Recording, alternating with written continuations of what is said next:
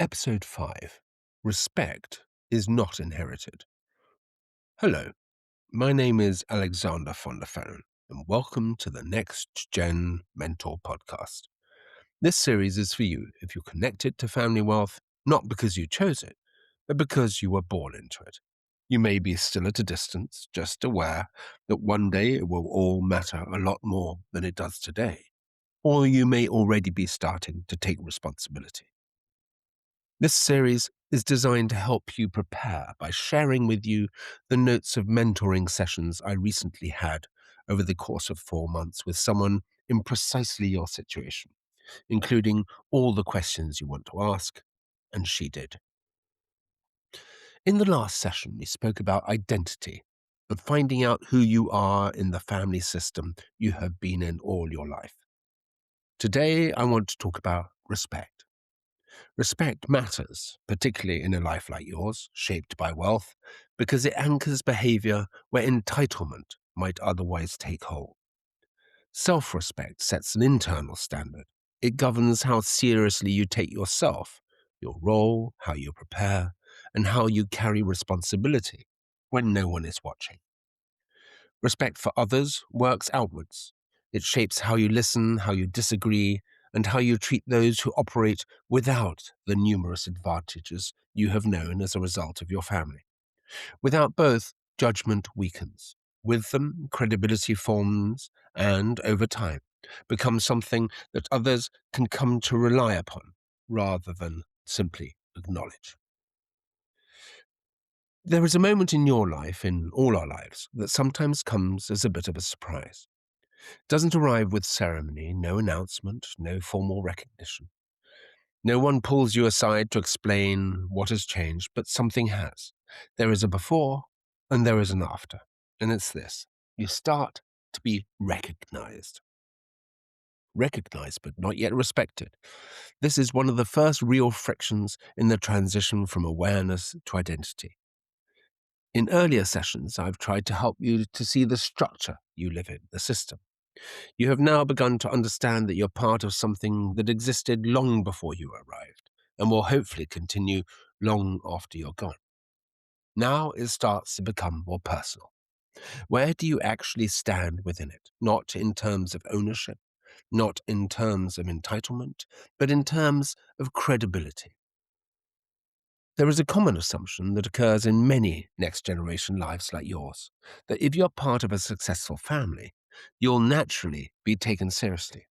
And in a very narrow sense, that is true. Doors do open more easily. Access is granted more quickly. People do listen more attentively, at least at first. But don't confuse this with respect. It's proximity. And proximity has a very short shelf life. Respect operates differently. It does not come from what your name is or where you sit at the table. It comes from how you behave once you are there. It accumulates slowly. It can disappear very quickly, believe me. And it most definitely cannot be transferred. The distinction becomes clearer when you observe how people respond to you over time. At the beginning, people may defer to you for your position. They will assume capability. They will give you the benefit of the doubt. But as interactions repeat, something else will begin to take shape. They will start to notice how you prepare, how you listen, how you respond under pressure, how you handle not knowing something. And gradually, without discussion, they will adjust, either towards you or away from you. What about when there's an operating business? In families with operating businesses, this dynamic is often most visible. Take the Ford Motor Company, for example. Set up by Henry Ford, a dynamic and highly capable man, the company has now actually been professionally managed for decades. The tension between family control and professional management has never been about ownership. Ownership was clear. The question was always credibility. Who is actually capable of making the decisions that affect thousands of employees, billions in capital, and a brand built over decades? In some periods, 4 family members have been credible and have been stepping into roles, earning respect through discipline, judgment, and restraint. In other periods, they have been absent. And when that happens, the system adjusts, not always in legal terms, but inevitably. Responsibility shifts, influence moves. Decisions begin to flow around rather than through those who have not established credibility. This is not unique to large industrial families like the Fords. It exists in less obvious ways across almost all family systems, inside a boardroom, within a trust structure, across a dinner table. The same underlying principle applies. People do not follow titles, they follow competence. And competence in this context is not a technical checklist. It is behavioral. It is how you perform consistently over time. One of the more subtle challenges is that the system will often protect you from the immediate consequences. If you speak without depth, people may still nod because of your name.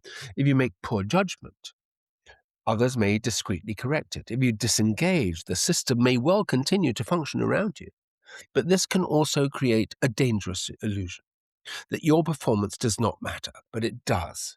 Feedback is simply delayed, and when it arrives, it's often far more dangerous and structural rather than conversation. So, how does respect work? It is important to understand how respect functions early. It is not something you can claim as your birthright, but as something to build. There is a tendency, particularly in environments where wealth is insulating earlier stages of life, to underestimate just how visible your behavior becomes over time. At first, you're seen by others as potential. Later, you're seen as a pattern. And once a pattern forms, it becomes difficult to change. The question then is not how to be respected, it's how to behave in a way that makes that respect inevitable. It starts with something incredibly simple, but often neglected: preparation. Not in the performative sense, not to appear informed, but to actually understand what is being discussed. It sounds painfully obvious, but it's nevertheless so rarely done, because the system allows you to participate without it, at least initially, on the basis of your name. But preparation, real preparation, signals something very specific. It signals respect for the family system that you are part of, and that, in turn, begins to generate respect from others. The second behavior to go and cultivate is restraint. There's a natural impulse to try to contribute, to demonstrate engagement, to show that you do belong in that room. But contribution without substance is very easily recognized and actually has the opposite effect. It actually exposes you and reduces credibility. Restraint, by contrast, tends to build, knowing when not to speak, knowing when to ask instead of assert, knowing when to listen fully before forming a view. These aren't passive behaviors, they are disciplined ones. Do these two things properly, and over time something will shift. When you speak, people will start to pay attention, not because of your name, but because of your track record. The third behavior to cultivate, then, is consistency. One strong performance does not establish credibility. Consistency, however, creates trust. Turning up prepared, engaging thoughtfully, following through on commitments. There's nothing dramatic in it, which is precisely why it is so powerful. You may think that there will be a defining moment, a single action that will establish your position, but systems like this do not operate on moments. They operate on an accumulation of them. What about self-respect? How important is that? There is an internal dimension to this. Respect from others is often a reflection of something more fundamental: self-respect. Not in the abstract sense, but in the practical one. Do you take your role seriously, even when no one is watching closely? Even when expectations are unclear? Even when it would be easier not to? Without this, external respect remains tantalizingly out of reach, because behavior always reveals underlying intent. It's also important to recognize that respect is not uniform. Different parts of the family system will evaluate different things. Professionals will look for competence and reliability. Family members may look for judgment and balance. Advisors may look for clarity and decisiveness. You do not need to satisfy all of these immediately, but you do need to be aware of them. I'm worried about criticism. One of the more difficult aspects of this stage is the absence of explicit feedback, or shall we call it positive criticism.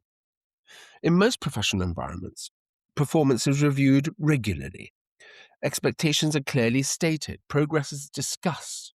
In family systems, however, this is often less formal. Feedback is indirect. Signals are subtle. You're expected to interpret. It can feel ambiguous, but it also creates an opportunity to observe more carefully, to listen more closely, and to understand how decisions are actually made. This in itself builds credibility.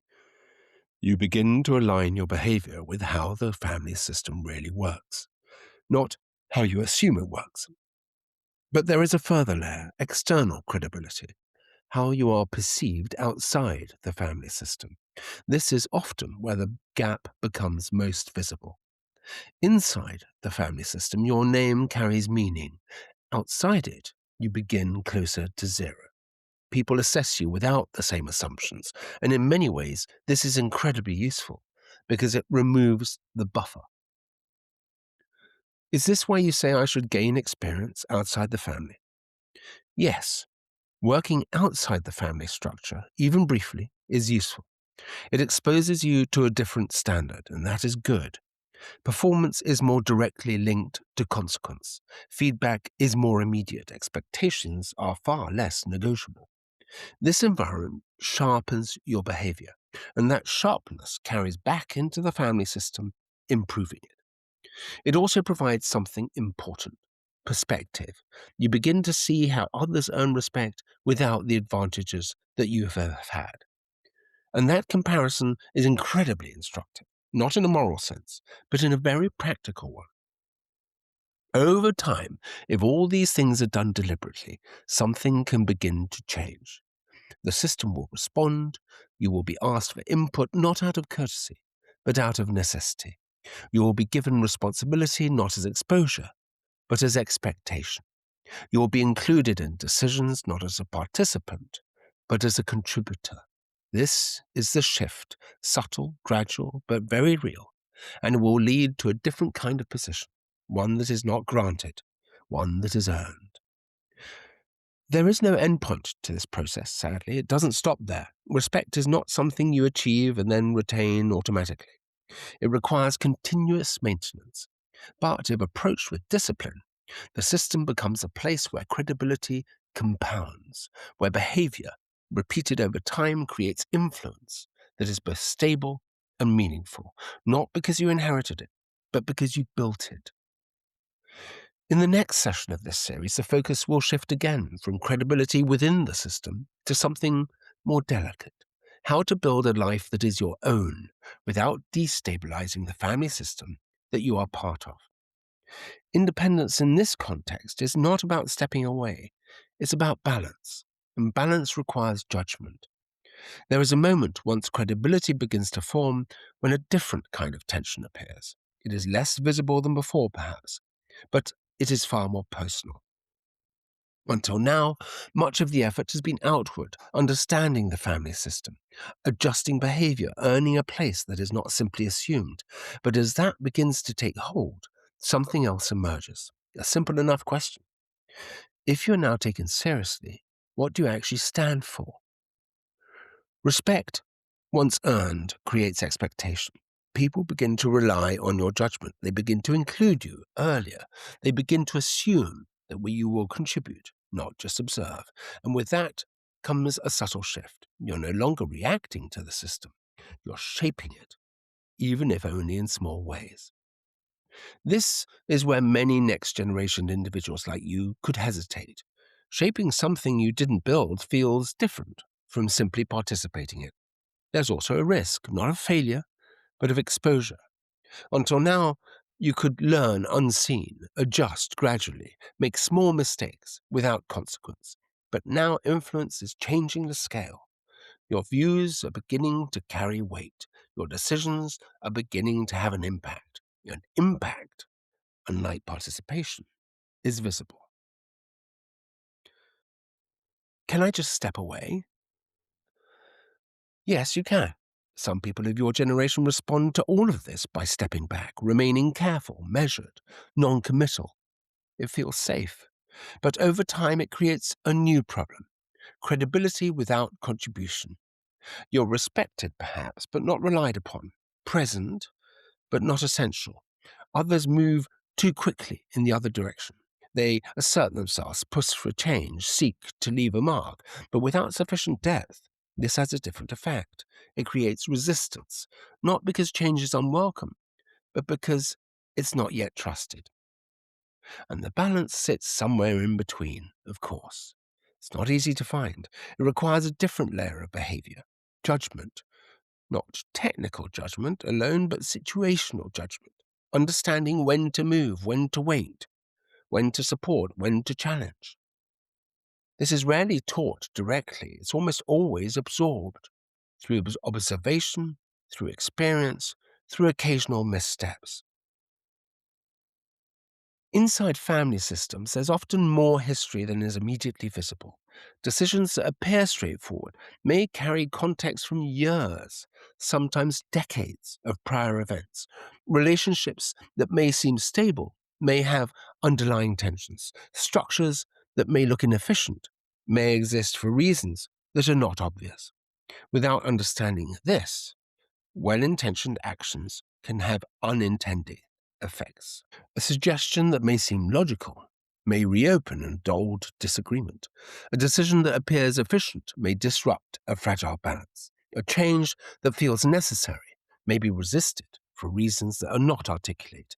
This is where respect becomes protective. What will change if I'm seen as credible? If you have built credibility, people will give you space. They will assume positive intent. They will explain rather than resist. They will engage rather than withdraw.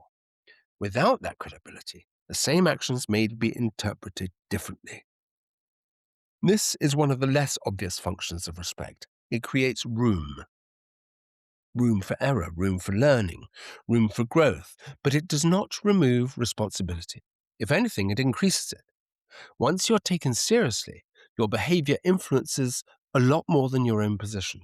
It affects the family system itself. There is, of course, a particular challenge here: the temptation to prove yourself. It can appear in subtle ways: taking on too much, speaking too often, pushing for visibility before you are ready for it. It may feel like progress, but it often has the opposite effect.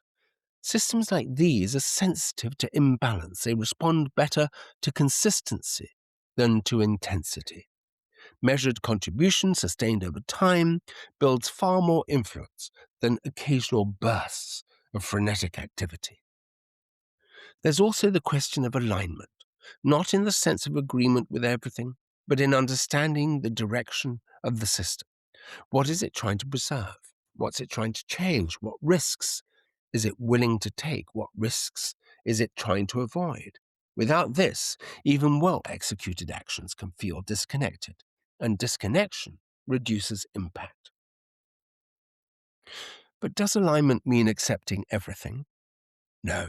Alignment does not mean passivity. It means awareness. Of course you can still challenge. You can still propose change, but you do so from within the logic of the system, not outside it. This distinction is often what separates those who are gradually entrusted with greater responsibility from those who remain at the edges. There's also a more personal layer to this stage. Your identity begins to stabilize. Earlier, the question was uncertain: who are you within the system? Now it becomes more defined, not fixed, but definitely clearer. You begin to understand your strengths, where you think well, where you add value, where you still need support. This all matters. Respect is not built by trying to be effective everywhere. It's being built by reliability somewhere. In family systems, there is often an implicit expectation that individuals will contribute broadly across investments, across governance, across relationships. But in practice, credibility tends to form more strongly when it is anchored in a domain, in a role, in a consistent pattern of behavior. Over time, this anchoring creates something valuable: dependability. Others begin to know what to expect from you, and that predictability becomes a form of trust. There is also a shift in how you experience the system itself. Earlier, it may have felt abstract, distant, even slightly imposed. Now it becomes more tangible because your actions have consequences within it. Decisions you contribute to begin to unfold over time. You see the outcomes. You see what worked. You see what did not. This creates a kind of feedback loop, not always immediate, but real. And this is where learning deepens. Should I wait to contribute until I know all the facts? There is a tendency, particularly at this stage, to seek ultimate clarity before acting, to want full understanding before contributing. But in complex family systems, that clarity rarely arrives in advance. It develops through involvement. Waiting for certainty delays progress. Engaging with uncertainty builds capability. This requires a degree of tolerance, tolerance for ambiguity, tolerance for incomplete information, for outcomes that are not entirely predictable. And this tolerance is itself a signal. I'm scared of making mistakes.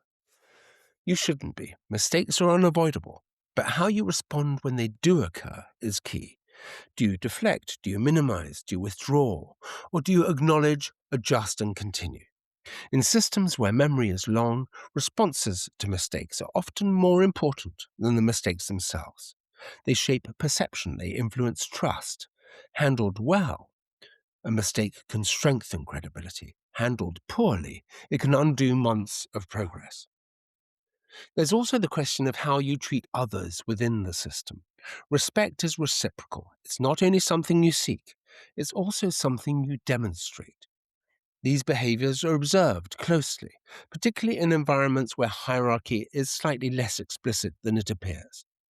Influence often flows through relationships, not formal structures. Those who treat others with consistency and fairness tend to accumulate informal support, and informal support over time becomes formal influence. This is one of the more subtle dynamics of these systems. Power does not always sit where it appears to, and respect often determines where it actually resides. As this stage progresses, something else becomes apparent. The system is not static, it evolves, slowly but continuously. New challenges emerge, external conditions change, and with each of these, the need for credible individuals increases, not just to maintain what exists, but to adapt it. This is where the earlier work you do begins to connect. Awareness, identity, credibility, they're not separate stages, they're cumulative. Without awareness, behavior is misaligned. Without identity, behavior is inconsistent. Without credibility, behavior has no impact. Together, they create something more stable, a position that is not dependent on circumstance. And this is where this session's central idea settles. Respect is not inherited, but it's also not arbitrary. It follows behavior predictably, consistently, over time. There's no shortcut, but there's also no barrier beyond that. The system, for all its complexity, responds to the same underlying signals: competence, consistency, and judgment. And when those are present, something shifts. You're no longer navigating the system from the outside, you're operating from within it, with credibility that is recognized even when it is not explicitly stated. And this creates a different kind of foundation, one that the next stage will test. Earning respect is one thing, using it without destabilizing what surrounds you is quite another. As we close, here are a few practical tips worth holding on to. First tip: take preparation seriously, consistently. If you're in the room, understand why you're there. Understand what is being discussed. Understand what is at stake. This is the simplest signal you control, and over time, it becomes one of the clearest indicators of intent. Second, practice restraint. Do not confuse participation with contribution. Speaking is easy. Saying something that adds clarity, direction, or balance is far harder. If you're unsure, listen longer. Ask better questions. Over time, when you do speak, it will carry weight. Third, focus on consistency. One good meeting does not change perception. Repeated, steady behavior does. Turn up prepared, follow through, do what you said you would do, then do it again. There's nothing dramatic in this, but it's how trust is built in environments where memory is long. Fourth, be deliberate about where you add value. You don't need to be effective everywhere. Find an area where you can be reliable. Develop depth there. Let others come to depend on you in that space. That's how influence begins to form. Fifth, handle mistakes cleanly. They will happen. What matters is your response to them. Acknowledge them early, adjust quickly, move on without defensiveness. In systems like this, that behavior is noticed more than the error itself. And finally, treat others with consistency. Respect is reciprocal. How you engage with advisors, professionals, and even family members shapes how the system responds to you. Over time, relationships become channels of influence. Influence has to be built. Now, taken together, these are all not complex ideas, but they are demanding their consistency. And that is where most people fail. Not through a single failure, but through a gradual relaxation of standards. This is where this series of sessions is now going to move forward. Until this point, our focus has been internal, understanding the system, understanding yourself within it, establishing credibility through behavior. The next step introduces a different tension. How do you build a life that's actually your own? Not in isolation from the system, but not defined by it either. This is where many next generation individuals like you hesitate. Push too far, and you risk breaking alignment with the family. Stay too close, and you risk losing independence. Neither outcome is stable. The next episode will explore how to create distance without disruption, how to develop independence without rejection. Respect on its own is not the end point, it's the foundation. What you build on top of it is what defines the direction of your life. And that, frankly, is where this journey will become your own. And that was episode 5, where we looked at the question of respect, both yours and that of others. Join me for the next session on this journey to look at how you can build a life that is your own without rejecting your family. Until then, I am Alexander von der Fellen.